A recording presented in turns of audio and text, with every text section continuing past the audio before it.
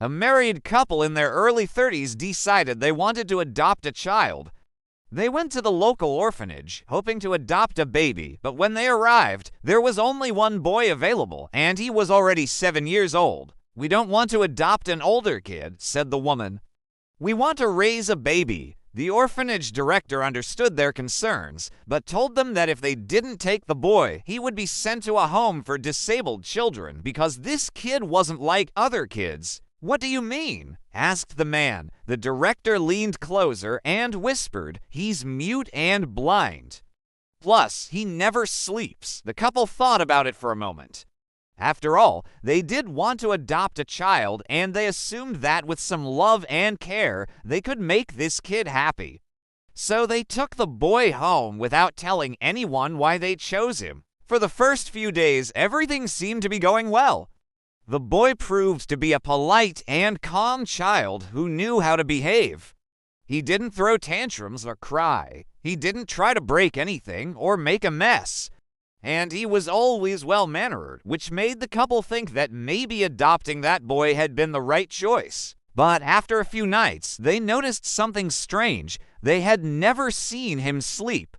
One night, the mother woke up to go to the bathroom, and she couldn't help but wonder where the boy was sleeping. Their house was big, and even though the boy's bedroom was soundproof, they hadn't heard him make a peep. She went into the hallway and saw the door slightly ajar.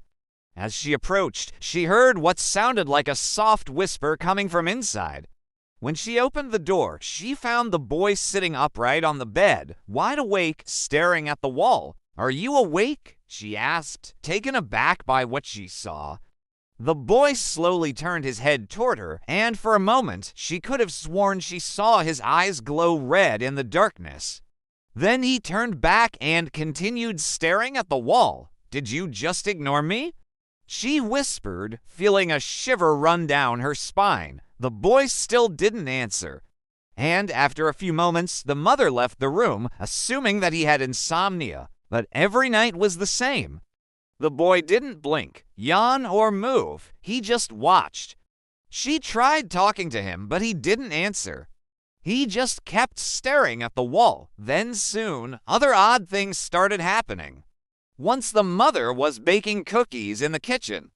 She turned off all the lights and left the door open so that the smell of cinnamon and sugar would spread throughout the house. Suddenly, she heard the boy enter. She didn't pay much attention at first, but then she heard the oven door open and close.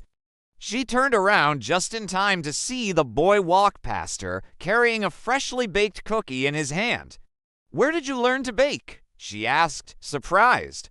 The boy didn't respond, but took a bite out of the cookie.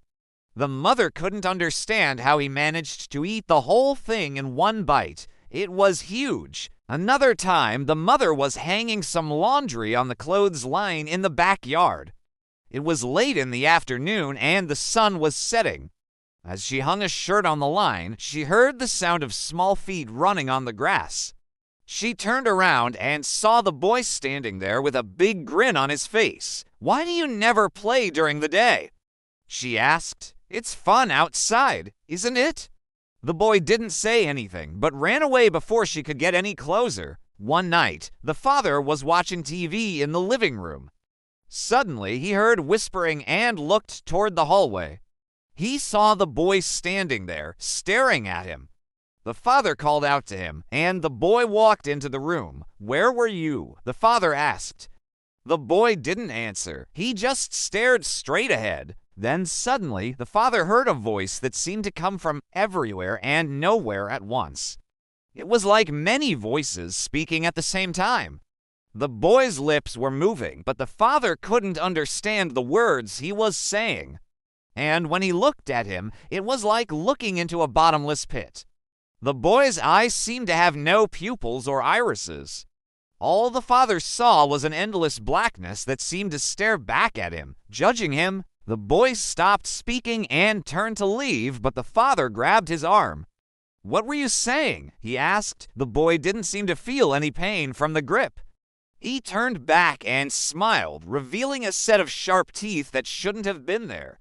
"I'm sorry," the father said, realizing he had been rude. I didn't mean to interrupt you. Please continue. The boy didn't say anything. He just stared at the father for a moment. Then he suddenly ran out of the room, and the father heard him whispering again. But this time, he was speaking in a language that sounded ancient and filled with power. The next morning, the parents confronted the boy, demanding answers. "Who are you?" the woman asked. Finally, he responded. "My name is Elijah," he said, his voice sounding deeper than a child's. "How old are you?" the man asked. "I am as old as the stars in the sky and as young as the moon," Elijah replied. The parents were shocked and scared. They didn't know what to do. "Why do you never sleep?" the woman asked. Elijah turned to her and smiled. It was the first time he had smiled since they brought him home. But the smile didn't reach his eyes. "I dream while I'm awake," he said. "I dream of you." Then he turned to the man and repeated, "I dream of you." The man felt a chill run down his spine and stepped back. That night, the mother woke up in the middle of the night and turned to see the boy standing at the foot of their bed. His eyes were completely black, like to bottomless pits of darkness staring back at her. The mother couldn't move. She couldn't scream. She couldn't breathe.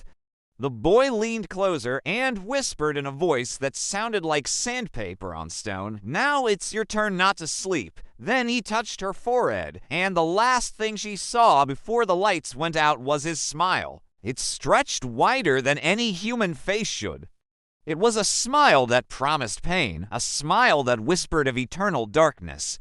She screamed, but no sound came out. Then everything went black. In the morning, the police and paramedics arrived at the house. They found the man and woman dead in their bed. The boy was gone. Now, some people might say it was just a tragic accident, that maybe the couple had been allergic to something in the house, or maybe it was just a bad dream. But others say it was something more, something sinister and evil. They say that sometimes when you hear a whispering in the dead of night, it's best not to investigate, because sometimes what you find is better left undisturbed. Some say that the boy is still out there, waiting for his next victims. And if you hear him whisper in your ear, then it means that you're next. So if you ever hear a whispering in the night and see a boy with an unnatural smile standing in front of you, remember, it's best to stay awake. Because if you fall asleep, you might not wake up again.